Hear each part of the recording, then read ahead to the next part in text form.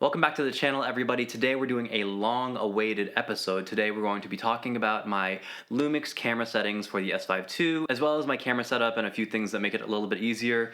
A quick overview of what we will be going over. I'm going to go over my Q menu, which is the easiest way to navigate your camera quickly. I'm going to be talking about false color. There is a LUT in the description. And then I'll also be talking about a couple of key usability things that change the way that I interact with this camera. It makes it a lot faster than just the default settings that come out of the box. And honestly, I feel like these should be the default settings, but that's just my personal preference. Strap in, it's going to be a very long and technical video, and if you enjoy videos like this where I go into detail into things film, camera related, or entertainment related, please make sure to leave a like, subscribe, leave a comment. I'm really trying to grow the channel. Thank you guys so much for over 1,000 subscribers. I never dreamed I would hit 1,000. This is really great. Yeah, let's get into the video. So why are my settings different than the stock settings that come with Lumix cameras? I feel like everybody should customize their settings a little bit when you get a camera. The only difference is with this Sony FX30, I kept it pretty much at stock settings so that if I hand it to someone who doesn't know my personal settings, they can use it pretty easily as a BTS, a C cam, like a crash cam. In those cases, I feel like it's useful if you're sharing a camera with people to not alter the settings. But since I have two of these and I'm the only one who really uses them, I can do whatever I want. I also apologize for the A roll of what you're going to see because I don't have another camera to easily set up, so I used my action camera, my lovely little DJI Osmo Action 5 in order to film the A-roll. It looks pretty good. I just, the color might be off. You're not used to seeing something quite that stark on my channel, and I was recording the back of this screen while filming with this camera. So now let's check out the back of the screen and show you everything that you need to know about setting up your Lumix S5 II. So I have a couple of things that are really easy to go through. We're going to start with the basics. So I have my autofocus area set to wide zone AF detection. You can change this depending on your needs. I generally keep it here and then I switch to manual focus if anything turns into a problem. And then this is where things start to get a little bit more specific. So the Q menu, which I think is probably the most useful thing on these cameras, I have my image stabilizer at the top and then my E stabilization right here. I have my boost IS right here in case I need to do like a static tripod-like shot. I have my vector scope, my synchro scan. I have frame markers listed right here and my photo style right here. I have focus peaking on and off, as well as my zebras, and then I can change any manual lens information for, let's say, IBIS for manual lenses right here, as well as the view assist in case I need to just check what the log image looks like. I rarely do this, but it's useful to have that there. Zebras here as well, although I have it bound to another button, which I will show you shortly. And then I have recording quality right here. A lot of people do the normal recording quality list, and it's so long and it's incredibly cumbersome to go through the entire thing. So I just have inside of here my favorite lists. So that's going to be my 6K open gate, 4K 60, 4K 24, Full HD 1080p 60p, 1080p 24, 1080p 120, and of course the MP4 Lite 3.8K, which I use to record a lot of things for social. It's like an incredibly useful format to have. I'm usually keeping it right here, and that is my Q menu setup. I have display set to the normal display, and then I have the back button set to my level. And then here's something that you should consider doing. This is a great hack for EF lenses as well as, native L-mount autofocus glass. If you're trying to capture the subject, instead of using this trigger up at the front, your little half press of the shutter, you're better off switching to manual focus and then using the AF on button to catch focus on stuff. It's just better to get used to shooting like that, especially if you wear gloves, or if there's any kind of situation that you find yourself in where you're not able to press down on the front shutter, half press on it reliably. I think it's really useful to use that. Those are my settings for my movie mode. And then I have a little hack right here. When we go from S&Q to C1, I have this set prematurely to slow shutter mode. So this is in photo mode, but it uses Vlog as the picture profile. And it's in photo mode because you can't go over 360 degrees for your shutter angle inside of video mode. So you have to go to photo mode in order to enable it. And then you want to make sure that when you're inside of your menu for custom mode, you're going to go down to your image quality for video. Just make sure that your recording format is what you want to use. So I have it at MP4 Lite. You could have it to 4K 60, whatever you need to use. And then another important thing is that, say I start recording for this slow shutter version, it's not going to do anything because it has autofocus on, and it requires at least 30 frames a second No, it requires at least 1/30th of a shutter speed to use autofocus. So you have to switch to manual focus, and then when you press record, you get that nice slow shutter effect. This was something that was hard for me for a while to figure out, and I just want to share that with you. I have it saved to a custom mode, my C1 dial, and that is probably my biggest use for it. And now for C2 and C3, you could use it for these other things I'm going to show you. I usually find it easier to just go back to the Q menu and work from there. So if I want to check my false color, I have a special LUT installed, and I have all real-time LUT presets to this false color LUT. So basically I can see I'm peaking right there. The green plants are in a really good spot. And then it's just showing me like a couple of things. You can see my hand overexpose some stuff a bit.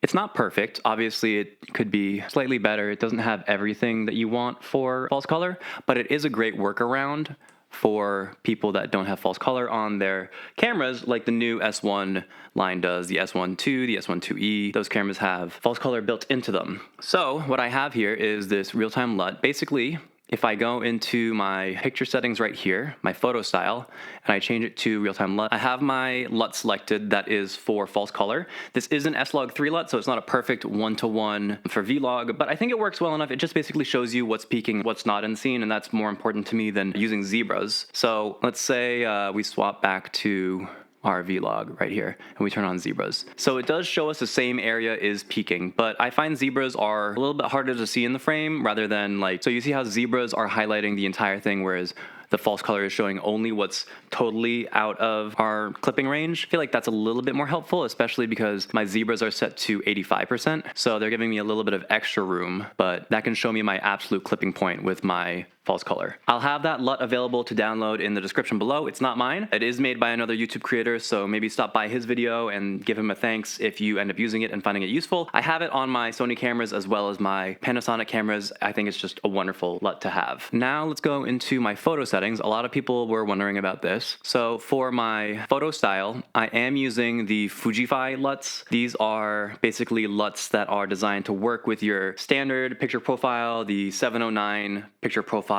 and push them into the territory that, let's say, a Fujifilm film simulation would be in. So I have two of them saved right now. I have my Cuban negative and my Portra. These are both recipes from Ross and his JPEGs. Hello. I like using these Fujifilm presets because it's nice to show a client something that looks good straight off the back of the camera rather than having it be, let's say, less than stellar or just a normal color, because you never want to tell a client like, oh, it doesn't look good right now, like wait until I edit, wait until I color it. You want them to have that emotional response right there on the spot. So then normally what I do is for white balance, I have my 4 custom white balances saved right here. These you can set pretty easily. I have them saved to the standard white balance settings, so 5600. This is 4500. I oscillate between 45 and 41 depending on my needs.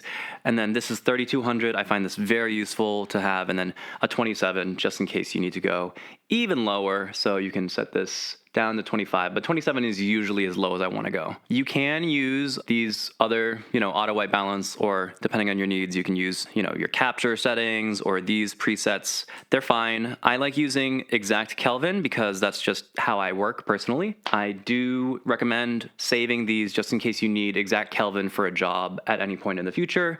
These are really helpful to have. And I have mapped the white balance button to white balance, so that's helpful. Okay, another thing that's really helpful, especially in photo and video mode, is I have this front button set to operation lock, and then my dials won't do anything, which is good because this dial right here, as many people have pointed out on YouTube, this dial is pretty free turning. It's not perfect in the sense that it slips up a lot, so you could mess up your shutter speed. So if I want to change my ISO really quickly, I can go here and press the ISO button and then go from my native all the way up. And if I need to change my white balance, it also bypasses the operation lock. So these buttons, these two work really well. And you could use your exposure compensation as well, but I have it set to zebras. I find 85% is really good. So if I see anything at 85%, I will usually bring my exposure down to make sure that it is completely far away from clipping. I'd rather have it be underexposed and get a little bit of noise that I can clean up rather than clipping the image, because clipping the image, you can't recover that at all with digital photography. Hi, Miss Ma'am. And generally what I do is I try and shoot my photos as much like film as possible. So I'll stick to an ISO, and I usually won't change those. I'll usually try and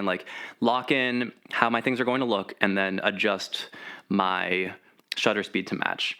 But then if I'm going for, let's say, a slow shutter look, so I want to like ramp all the way up to 800, not 800. So I want to ramp my shutter speed all the way down to 1/8, or more likely 1/4 to get like a really slow shutter. Then of course I will crank my aperture all the way up until we're swapping rolls and we have massive depth of field and the proper exposure. You could also use ND if you want to have shallow depth of field and slow shutter, but that's pretty hard to shoot. And if you're doing something that's outside of a controlled situation, I'd say like street photography, you want to stop down if you're doing slow shutter. It just looks better in my opinion. And then here, you don't really want to touch the ISO that much. So here I would just kind of lock it in and then move around. And then another thing that you can do is I do use the automatic mode sometimes if I'm using a manual lens, especially so I don't have to focus on focusing manually as well as pulling my exposure really quickly. I'll switch to shutter speed priority if I want to do, let's say, so shutter speed priority will lock your frame rate on the screen at around 30 or 60 hertz, but it will still show you, like I just took it right here, you'll still get a blurry photo afterwards with all the wonderful detail that you have. It's just easier to see and the camera compensates really well. And then aperture priority will change your shutter speed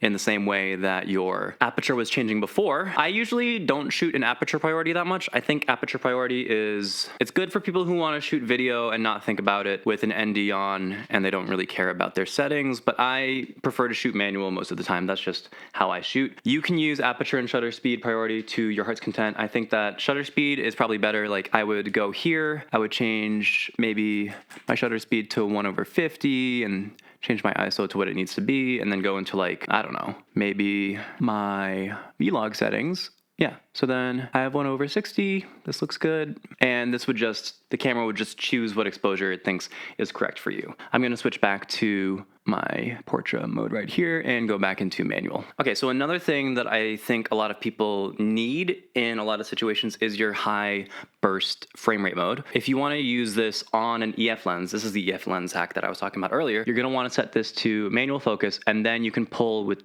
so let's open all the way up to 1.4, stop the shutter down. So now anywhere that I wanna pull, I just take a reading for my focus, and then I can, so it takes a little while with the buffer.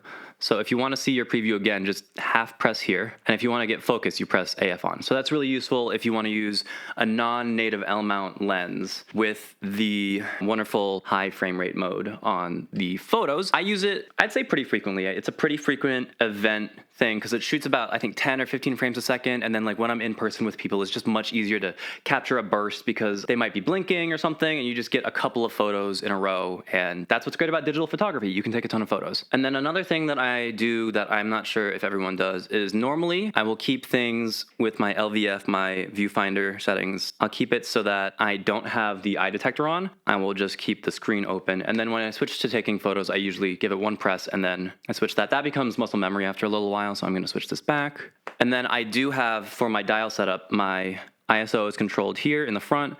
My shutter speed and shutter angle is controlled here on the back, and then my aperture is controlled over here in the front ring.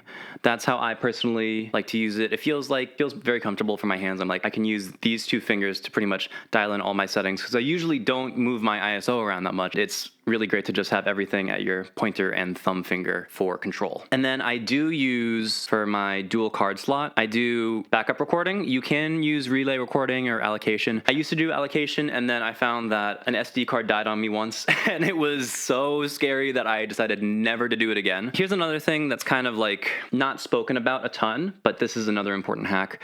Whenever you can upgrade to the pro grade SD cards, the V90s. This is just gonna improve your offload speeds like crazy. So you're going to be able to transfer photos and videos to your computer really fast, which means that your clients will be happy, you'll be happy, you're not gonna spend a ton of downtime in terms of transferring your photos and your videos. As well, you're going to have a lot of situations where you wanna be able to record in all of your different formats, let's say up to 6K. You wanna make sure that both cards have the ability to record in the highest frame rate possible. And the V90s also give you a slightly larger buffer, I'm pretty sure, for photo mode. Don't quote me on that, I'm not 100% sure if that's true, but it does help empty my cards faster, I've noticed. So maybe that's just a firmware thing, or maybe like a placebo effect, I'm not sure. For like physical setup for my S5ii, I do have it connected to Falcam F38 system. I have that attached to the bottom. I have a half cage from Newer right here as well. You can see Newer right there. So this camera is pretty good for hybrid work in this current setup.